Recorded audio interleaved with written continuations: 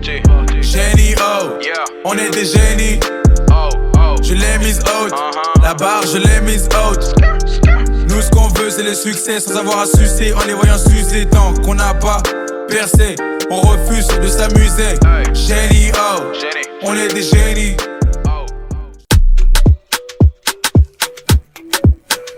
Olivia, bienvenue. Salut. Sur Transmic. Pour commencer, est-ce que tu peux te présenter? Salut tout le monde, moi c'est Olivia Vangou, j'ai 19 ans, je suis modèle photo, rédactrice de mode, je tiens un podcast, je suis designer, pour ça j'ai pas encore lancé le concept mais du coup c'est du spoil gratuit là. C'est une exclusivité de Transmic, pas du spoil. Ah clairement c'est une exclue. Et quoi d'autre, je crois que j'ai tout dit, je suis aussi étudiante en communication. Tu fais énormément de choses, dans quoi tu te plais le plus? Ah ouais, c'est difficile la question que tu poses là. Oui, c'est mon métier.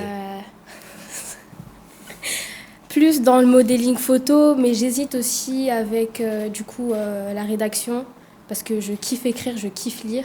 Du coup, là c'est vrai que je sais pas trop quoi choisir, mais je m'y plais plus en modèle photo. Tu fais un podcast, tu kiffes écrire, tu kiffes lire. Ton podcast il est posté sur toutes les plateformes. Ouais. Mais tu es en communication, est-ce que tu ne serais pas trompé de filière et tu aurais dû faire du journalisme? J'ai envie de te dire, la communication, ça m'aide énormément dans le design. Ça me permet de visualiser, tu sais, parce qu'on travaille beaucoup sur les publicités qu'on voit dans les transports, les choses comme ça. Donc j'ai envie de dire, c'est toujours des choses qui m'aident. Le journalisme, c'est aussi une chose ça m'a parlé. Mais je sais pas, j'ai voulu aller dans la communication. Je crois aussi c'était pour un peu concilier aussi ce côté un peu management, tu vois. Parce que je me dis, bon voilà, j'ai pas fait la STMG pour rien. Mais c'était, voilà, pour pas oublier le côté management en vrai. Comment tu te retrouves, en plus d'être modèle, et on va y revenir après, mais comment tu te retrouves à tenir ce podcast? De quoi tu parles dans ce podcast? Quelle est l'histoire de ce podcast? Le podcast, du coup, du nom de The Vangou Show, pour ceux qui savent pas, c'est un podcast que j'ai ouvert avec un certain concept derrière. Et le concept, c'était de me détacher de moi. Je m'explique. En fait, dans ce podcast, je vais interviewer plusieurs personnes, comme tu fais avec moi. Et du coup, je vais chercher à toucher un peu plusieurs différents terrains en fait. Ça va être des terrains où je suis pas du coup, ça peut être le sport, ça peut être la cuisine, un peu n'importe quoi en fait, tout et n'importe quoi, mais je vais plus miser sur des choses où je suis pas du coup, pour faire aussi découvrir autre chose aux personnes qui me suivent, parce que je suis déjà dans la mode. J'ai juste une question. Ouais. Après, c'est quand même mon rôle, mais tu me dis si c'est limite, hein, ouais. Voilà. J'ai peur. Tu peux. Tu dis que c'est sur des milieux dans lesquels tu n'es pas, mais tu vas parler de cuisine. Est-ce que tu sous-entends que tu ne prépares pas? T'es en train de dire quoi là? Non, je te demande est-ce que tu prépares. Non, là c'est de la provocation. Non, je te demande. Là tu me provoques. Est-ce que tu prépares? C'est de la provocation. Est-ce que tu prépares? Si je prépare, je vais être honnête avec vous. Déjà pour moi, savoir préparer... Bon, les Français ils vont se fâcher, hein, mais savoir préparer des plats genre typiques français qu'on a l'habitude de préparer, pour moi c'est pas savoir vraiment préparer, mais voilà, je sais faire. En ce qui concerne du coup, parce que je suis congolaise, pour ceux qui savent pas, bon, je sais pas si ça se voit, je pense que ça se voit. Des grosses lunettes quand même. Ça se voit assez quand même. Mais sinon, à part ça, comment dire, en ce qui concerne les plats africains, etc., là en ce moment je suis plus en train d'essayer de maîtriser le pondu en vrai. Le pondu, le foufou, ouais. Mais il y a des choses que j'aimerais plus maîtriser pour moi que je sais pas faire encore, mais tu sais, voilà, je sais quel ingrédient mettre, des trucs comme ça. Pour revenir sur le podcast, combien de temps il s'est passé entre l'idée de créer le podcast et ton premier épisode posté? Quand j'ai réfléchi à propos du concept, c'était en été du coup de cette année, là on est en 2022. C'était en juillet-août et le premier épisode est sorti en début septembre. Ça va. Ouais. Et combien de temps tu mets à écrire les épisodes? Est-ce que tu les écris? Comment tu fonctionnes? En fait, vu que c'est un truc que je kiffe, pour moi, c'est plus naturel. C'est pas du taf pour moi, tu vois. Je vais plus, je pense que tu as fait pareil avec moi. Je vais plus essayer de me documenter sur la personne en question, chercher à savoir ce qu'elle fait, ses intérêts principaux.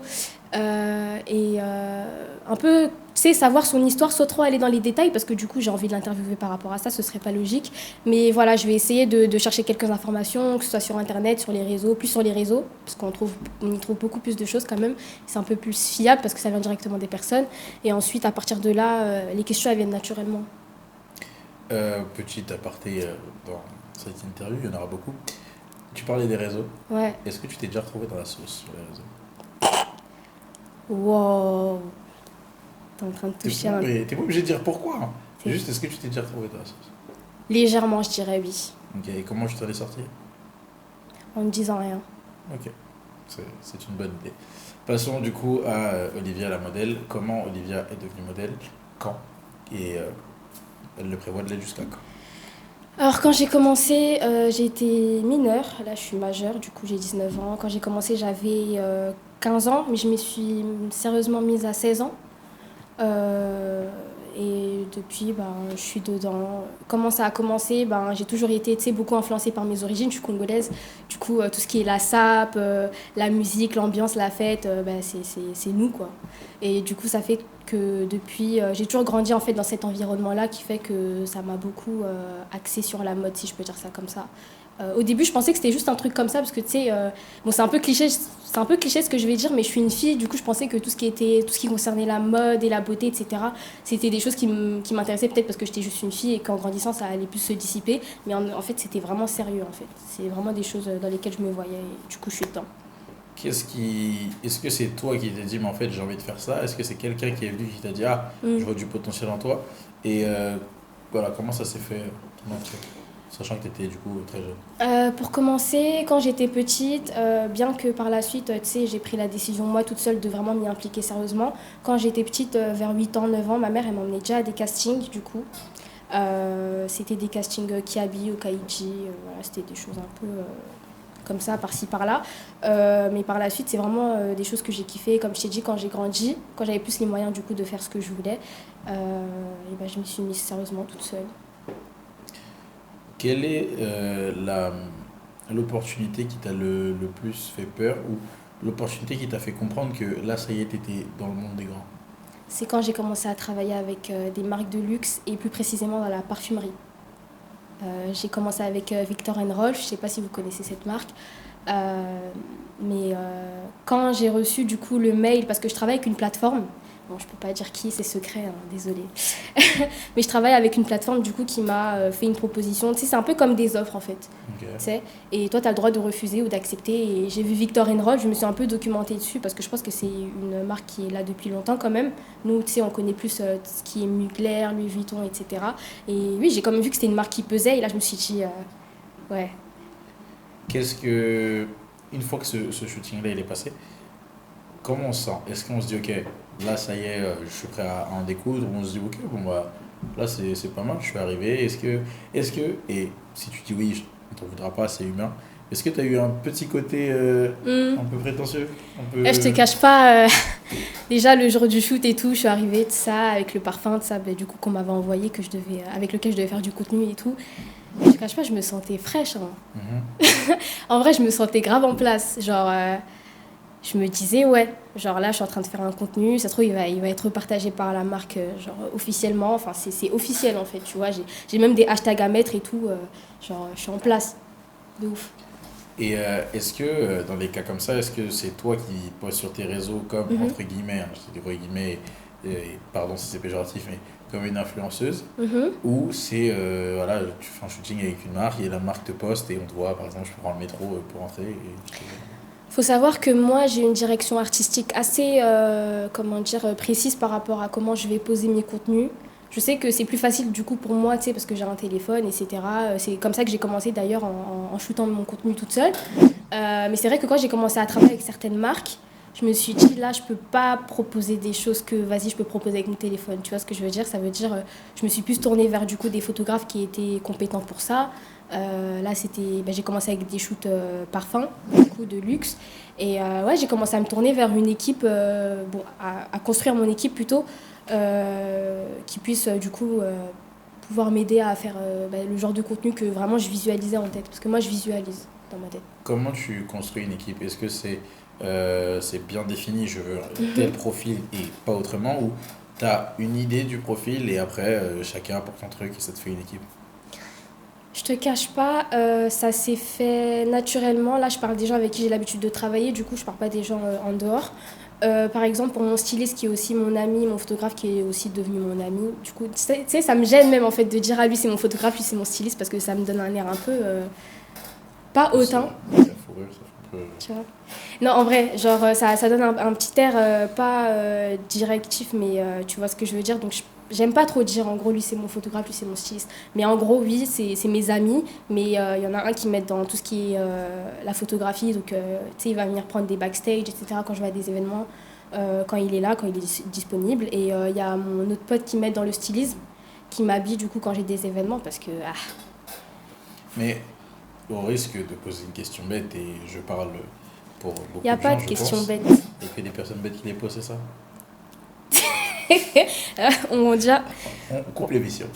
Alors, comment ça se passe pour, par exemple, tu as un styliste?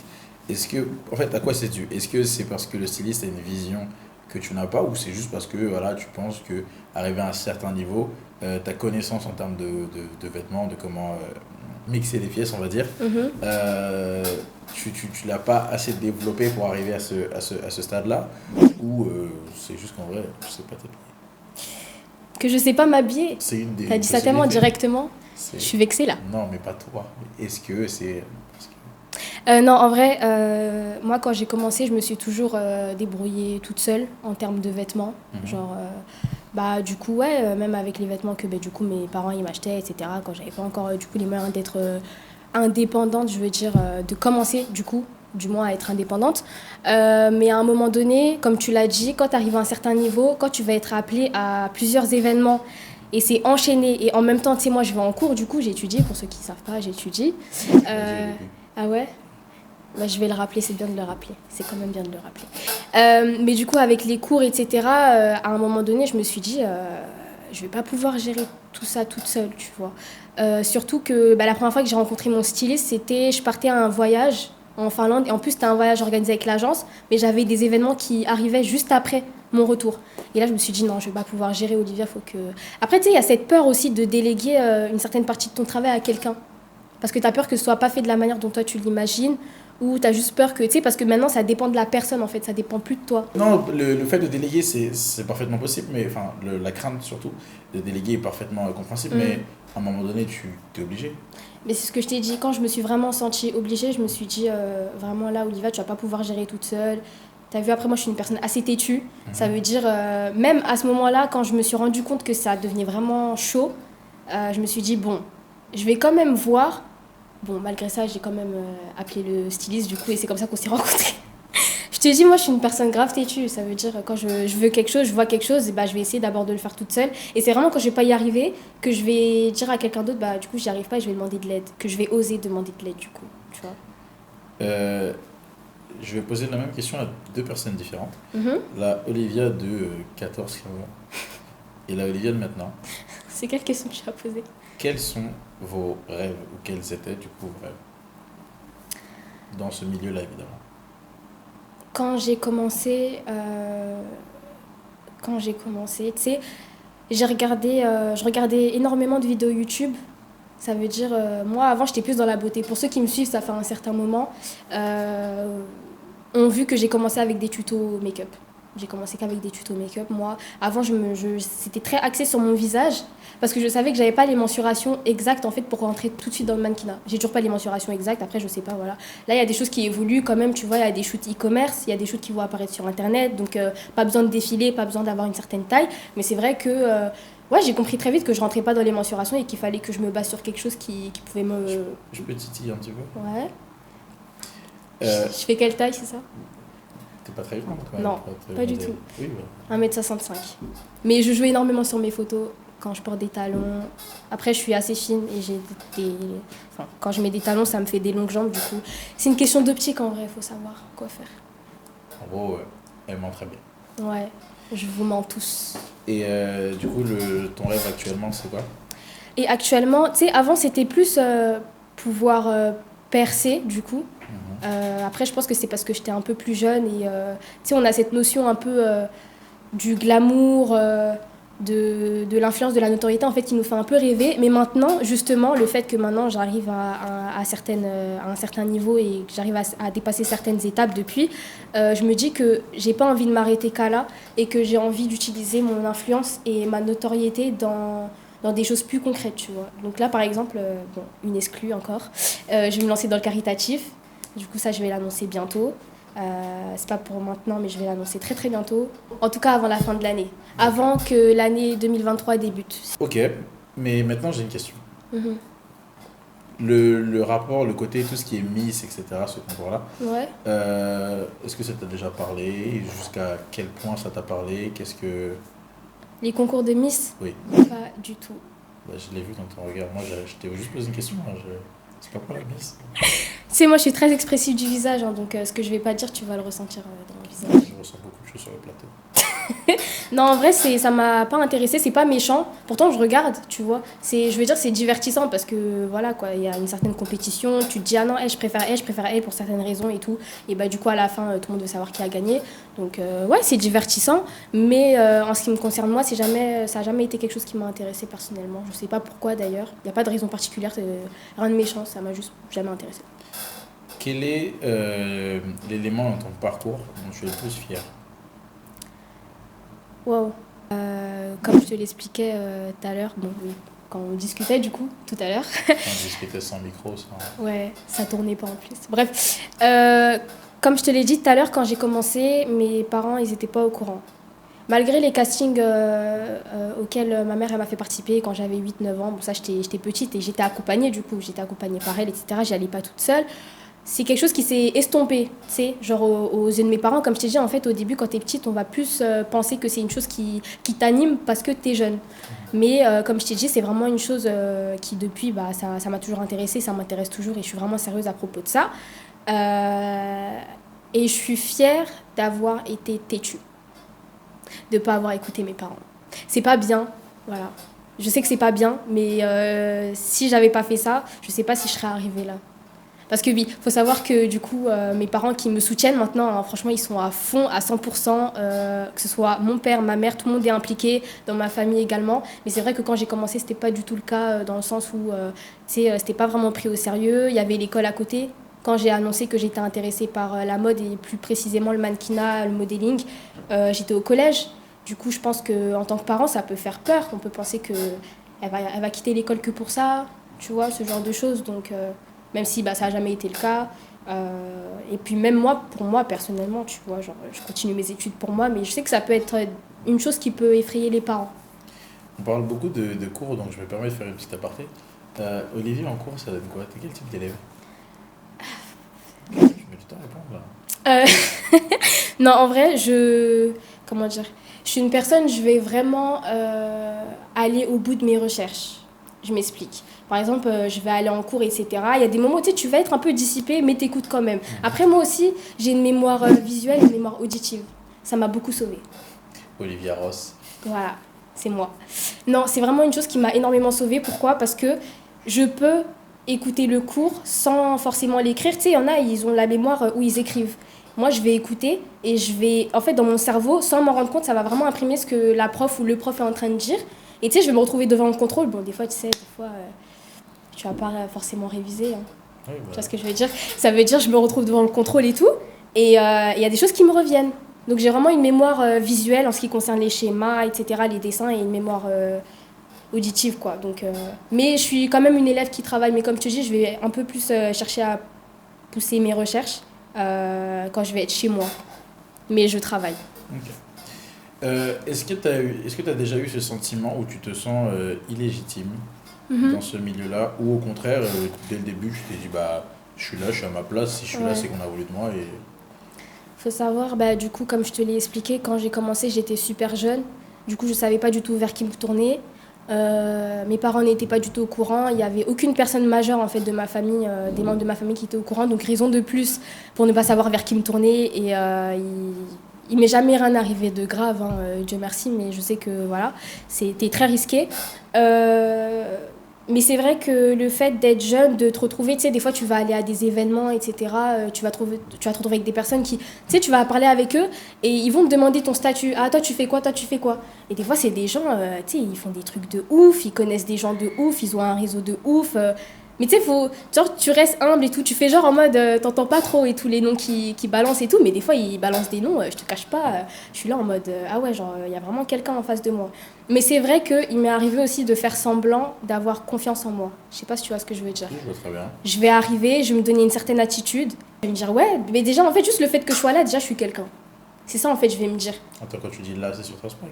Parce Hein? qu'on reçoit tout le monde à Trustmag. J'avoue, Trustmag. Parle bien, toi. Non, en vrai, non, je rigole. Non, en vrai, bah, juste le fait, bah, tu vois, que tu m'interviewes, que tu prennes le temps, etc. Et vraiment, le temps. Donc, tu vois de quoi je parle. Tu t'as pris le temps. Alors là, C'est bon, ça y est. Mais sinon, ouais, le fait juste que tu vois, tu me poses des questions, etc. Je vois que tu t'es aussi documenté sur moi. bah, c'est vraiment des choses. C'est du taf. Et tu aurais pu le faire aussi avec d'autres personnes, etc. Et ça veut dire que tu as considéré que ce que je faisais était important, ou ma personne. Donc, tu vois, là, par exemple, c'est un exemple. Là, je me sens considérée, tu vois. Et c'est pareil, du coup, quand je vais arriver à des événements. Mais comme je t'expliquais, à des moments, tu es obligé de bomber. Tu es obligé de faire semblant. Tu es obligé de faire semblant d'avoir confiance en toi. Parce que justement, le fait que tu sois jeune et que tu montres que... Bon, après, en fait, c'est un truc aussi que les gens, ils peuvent soit aimer, soit pas aimer. Il n'y a pas de juste milieu, en fait. Soit les gens, ils vont se dire, ah ouais, elle est archi arrogante, déjà, vas-y, qu'est-ce qu'elle veut, elle a que 18 ans. Ou sinon, ça peut... comment dire, camoufler le truc et améliorer ton image dans le sens où, ouais, elle sait ce qu'elle veut, genre, elle est motivée. Donc, il n'y a pas de juste milieu, en vrai, mais c'est vrai que des fois, c'est nécessaire de mentir un peu, quoi. Tu nous parlais tout à l'heure de la culture congolaise. Ouais. Voilà, c'est pas que la musique, mais il y avait beaucoup de musique, beaucoup d'ambiance, etc. Mm. Quelle place elle a dans ta vie, déjà à toi, et dans ton métier, si je puis dire? Tous les jours, que ce soit dans la manière dont je me vêtis, la musique que j'écoute, ce que je mange, les gens que je côtoie.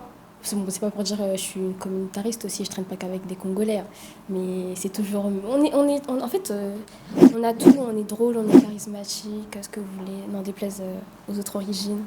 Je peux te titiller encore une fois? Ouais. Est-ce que t'es obligé de choisir? Carrément, je suis obligée, ouais, tu me fais peur, frère. Tu te considères plus comme une Kozaï ou comme une de Paris? Ouah. Déjà, quand tu parles de Paris, c'est sur TikTok, là?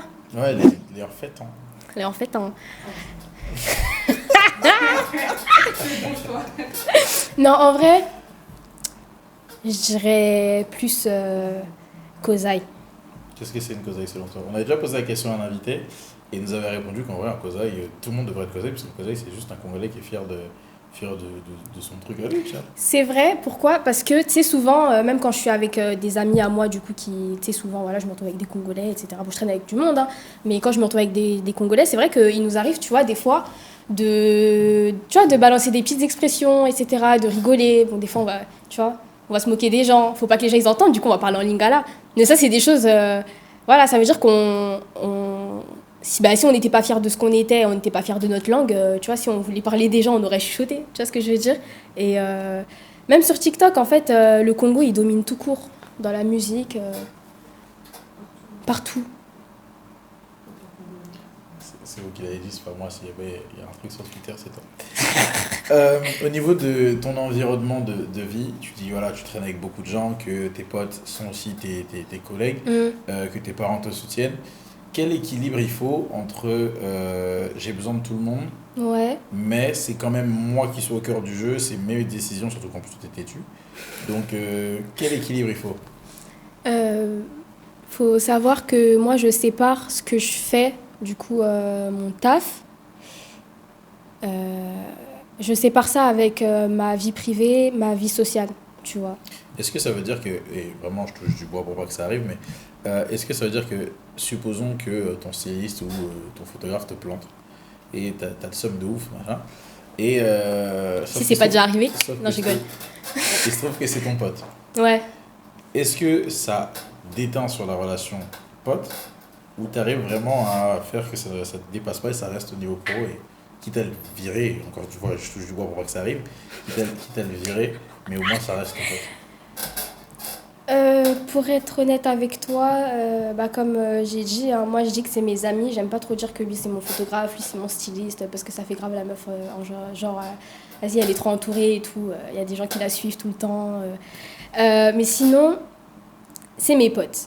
Par contre, en ce qui concerne le taf, etc., genre, je veux dire, c'est un accord, tu vois. Ils savent en fait ce qu'ils font Ils savent pourquoi ils le font. Et moi, je sais pourquoi genre, je les ai appelés eux et pourquoi je vais pas travailler avec d'autres personnes, bien que je travaille aussi avec d'autres personnes, tu vois. Je reste pas toujours collée aux gens avec qui je travaille. Mais je veux dire, tu vois, t'es conscient, en fait. T'es conscient de pourquoi tu fais telle ou telle chose et pourquoi tu dois pas te foirer. C'est tout.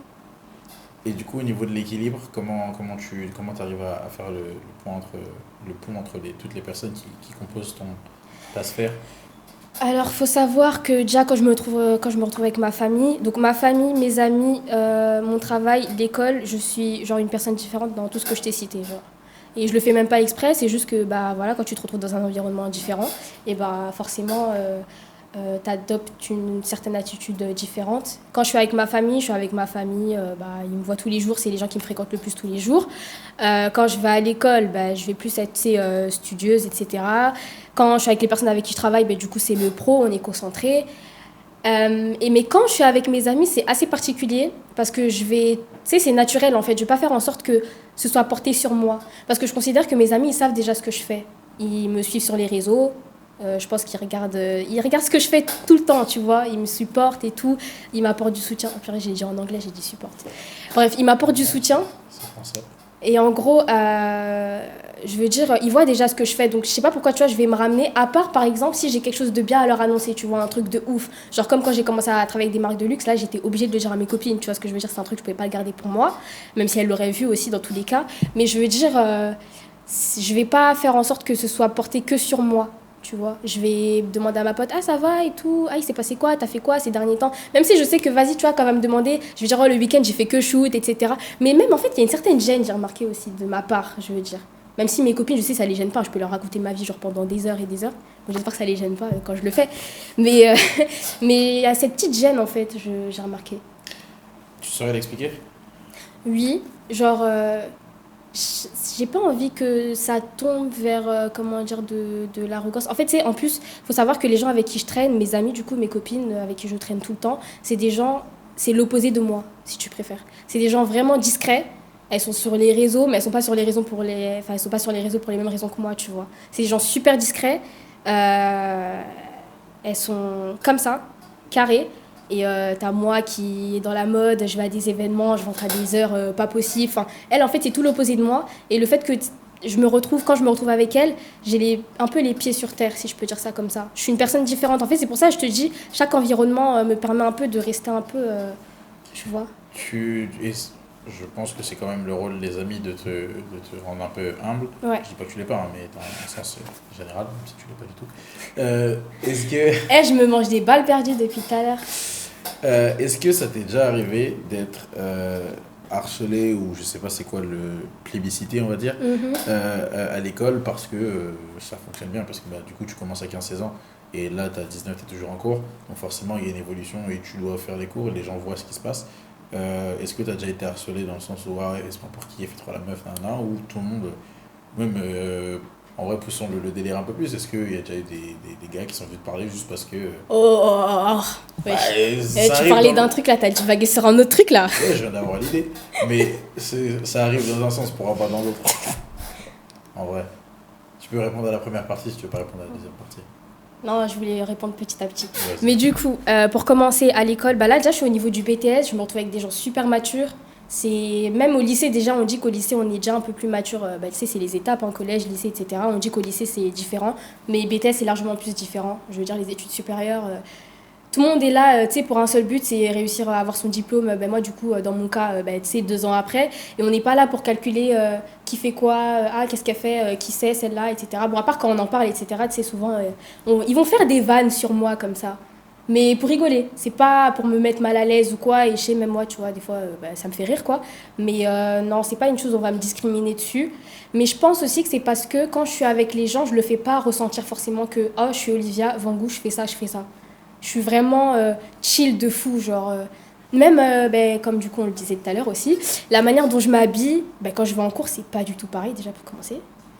C'est pas du tout pareil.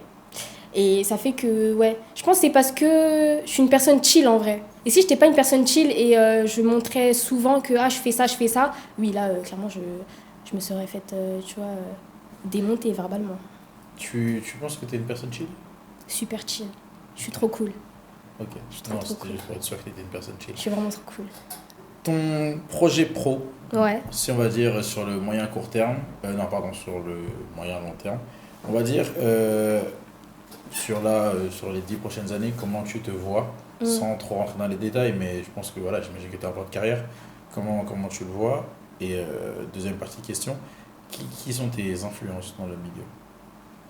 Alors, dans 5-10 ans, comment je me vois? Déjà, comme je t'ai dit, j'avais un projet dans le caritatif Mhm. qui va se faire. Qui consiste? Non, mais là, du coup, c'est une exclue. Je t'ai dit, j'allais faire l'annonce bientôt, là. Mais si on a l'exclu, après on la met sur Twitter, tout ça. Donc, je repose ma question. En quoi consiste ton projet caritatif? Du coup, je vais me tourner vers les animaux. Voilà. Je sais, c'est un peu. C'est vrai, ça peut être étonnant en vrai, hein, parce que tu sais, je suis dans la mode, etc. Moi, c'est plus les vêtements et tout. On pourrait penser que je m'intéresse à autre chose. Mais oui, les animaux, c'est une cause qui me touche particulièrement. C'est du faux. Ah, ok. Je sais que tu allais me reprendre sur ça. Voilà, je regarde la caméra pour que vous soyez sûr, c'est du faux. Ok. C'est Tant du mieux. faux. Tout ce que vous voyez, toutes les fourrures, tu m'as. Je t'ai lancé sur le sujet. Non, je t'ai coupé les jambes. Non, tu m'as obligé à me justifier là. Mais non. Un peu. Ouais, ouais. Non, en vrai, c'est. Non, tout ce que je porte, les fourrures, etc., c'est du faux, du faux, du faux, du faux, du faux. Tu mets du hé. Hé hé. Non, mais ouais, du coup, quelles sont tes influences et ton projet de carrière à Alors, 5-10 ans? moi, je l'ai toujours dit depuis que j'ai commencé. Je pense que tout le monde le sait. C'est Gigi Stone. Après, il y a d'autres personnes aussi que je suis. Il y a une londonienne qui s'appelle Eva Apio. Je sais pas si tu vois ce qui. Très bien ça. Je pense que ouais. Après, tu sais, il y a d'autres personnes, etc., que je vais suivre pour différentes raisons. Mais principalement, dans la mode, c'est ces deux personnes-là. Si tu devais prendre 2 qualités maximum de ces 2 personnes-là, Gigi Chaque, Stone et personne? Eva, ouais. Gigi Stone, je dirais l'attitude, l'élégance, sa manière de porter les vêtements. Voilà, ça fait plus de deux là. Mais il y a tellement de choses à dire. Et Eva Apio, je dirais plus sa simplicité. Parce que moi, de base, bon là, je suis sous wig, hein, mais j'ai des cheveux courts. Et c'est une chose dans laquelle je me reconnaissais bien. Tu sais, des fois, tu vas t'identifier à des gens par rapport à une particularité que tout le monde peut-être n'a pas. Et du coup, ça va plus te mettre en confiance, tu vois. Et je me rappelle, quand j'ai coupé mes cheveux, etc., on m'a souvent dit, etc., mais tu pourrais grave t'inspirer d'une meuf qui s'appelle Eva Apio, un tel. On m'a envoyé son compte, etc. Et depuis, bah, je la suis parce que bah, elle m'intéresse réellement, tu vois. Pas juste parce qu'on m'a dit d'aller voir qui c'était. Mais c'est un peu ça, quoi. Ok. On va finir sur ce que je préfère, je pense. Enzo, est-ce que c'est ce qu'on préfère? Ok. Vu que c'est ce que préfère Enzo. On va finir sur le portrait chinois. Donc, c'est très simple. T'as pas le droit de regarder mes notes. Hein? T'as pas le droit de regarder mes notes. De toute façon, c'est écrit la même chose que tu dis. Donc, on va finir sur le portrait chinois. C'est simple, je te pose des questions. Si tu étais, je sais pas moi, une voiture, tu serais laquelle? Et tu détailles brièvement. Ok? Ok. Ça te va? Donc, pour commencer, si tu étais une ville, tu serais. L'Italie. L'Italie.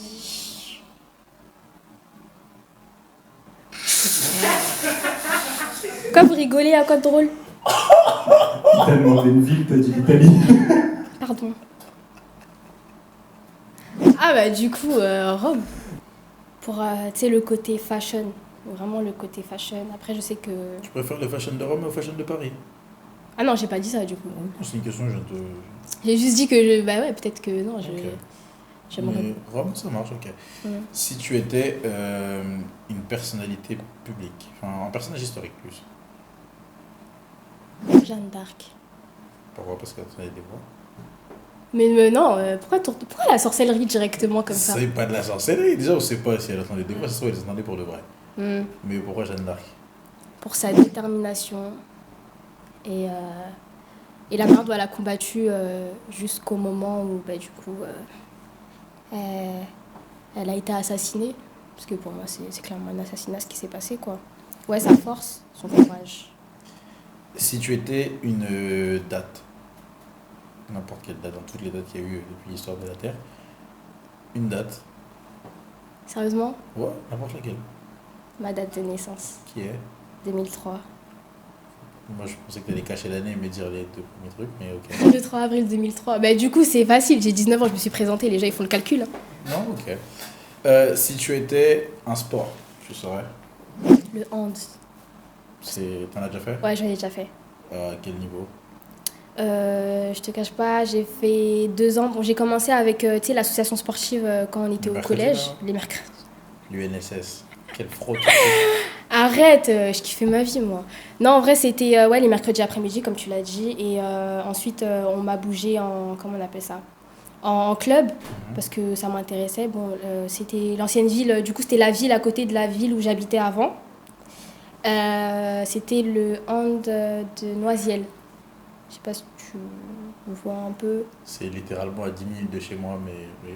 Oui, bah après, c'est parce que je sais pas où t'habites. Ouais, c'est vrai, moi j'avais. Bah oui.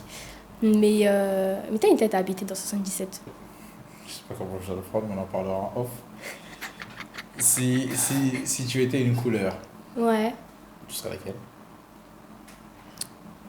le noir. Si tu étais une capitale, Paris. pourquoi Paris? Parce que c'est la ville de l'amour. Si tu étais une chanson, n'importe quelle chanson dans toute l'histoire des chansons, Wow. Si je me trompe pas sur le nom de la chanteuse, elle s'appelle Emily Sandé. Et le nom du son, c'est Read All About It. qu'est-ce qui ferait que je devrais écouter cette chanson? C'est très... comment dire? Tu sais, là, on est dans le côté vraiment sentimental, émotionnel. Genre, en plus, elle a une voix de ouf. Bah, du coup, si tu la connais, c'est que voilà, tu sais qu'elle a une voix de ouf. Et c'est aussi ce qu'elle raconte dedans. En gros, c'est une musique, c'est une chanson basée sur la motivation, en vrai, si on peut dire ça comme ça. Et, mais c'est vraiment sa voix, en fait, qui rend vraiment le truc puissant, tu sais, parce que tout le monde peut chanter sur la motivation. Tout le monde peut chanter sur le fait d'être motivé, découragé, de tomber, de se relever. Mais elle a une voix particulière qui fait que tu te sens vraiment touché par la chanson, en fait. T'as l'impression carrément de vivre le truc, alors que ça se trouve, t'es pas brisé. Hein. Mais c'est comme quand on écoute des musiques, des sons love, entre guillemets. Un bon amour assassin, tout va bien. Si tu étais, on va dire, une bêtise ou une erreur, une dinguerie, ce genre de... Si t'étais une gaffe que tu as faite, tu serais laquelle? Bon, je sais pas si c'est vraiment une bêtise, hein, pour moi c'est quelque chose de normal, mais manger tu sais, aller chercher des trucs dans le frigo la nuit. Je m'attendais tellement pas à ça. Bah c'est normal. Bah, en soi, si t'es barré, t'es interdit, c'est une bêtise. Non, c'était pas interdit. Bon, bah, ça va. Si t'étais une insulte ou un gros mot, Hé Faut forcément que ce soit une insulte ou juste une expression un peu... une expression. Dans tous les cas, il y a moyen qui te bip ton insulte. Donc, Moi, je serais wesh. Ok. Wesh. De toute façon, Wesh. t'es le voyou, t'es... Voilà. Ça veut rien dire. Et pour finir, juste avant, t'as dit que t'étais une délinquante. Donc, ouais, ça m'a Non, choqué. ça c'est pas moi qui ai dit ça. Et pour finir, si tu avais le mot de la fin, ce serait face caméra, ce serait... Faites ce que vous aimez, faites ce que vous kiffez. On n'a qu'une seule vie. Mais ça veut pas dire que vous devez faire des bêtises. Hein. Non, ça c'est... Faut pas confondre, voilà, faut pas tout mélanger. Parce qu'après vous allez dire c'est Olivia qui a dit. Mais c'est important de suivre son cœur et de faire ce qu'on aime. Voilà, j'en suis la preuve vivante avec mes parents, MDR. Ouais. Comme vient de le dire Olivia et comme l'a dit un très grand homme, vaut mieux ne pas confondre rêver sa vie et vivre ses rêves. C'est sur cette belle phrase que je vous laisse dans les yeux de Mike et vous avez la possibilité de regarder toutes les autres vidéos sur Trustmac TV. Ce sera évidemment avec plaisir. Et n'oubliez pas, nous sommes toujours à la recherche de dons, de subventions, d'argent, de mécénat, de ce que vous voulez. Le plus important, c'est que vous puissiez donner puisque l'information a un coût, l'information de qualité a un coût, tout a un coût. Voilà. Ciao tout le monde. La barre, je l'ai mise haute. Nous, ce qu'on veut, c'est le succès.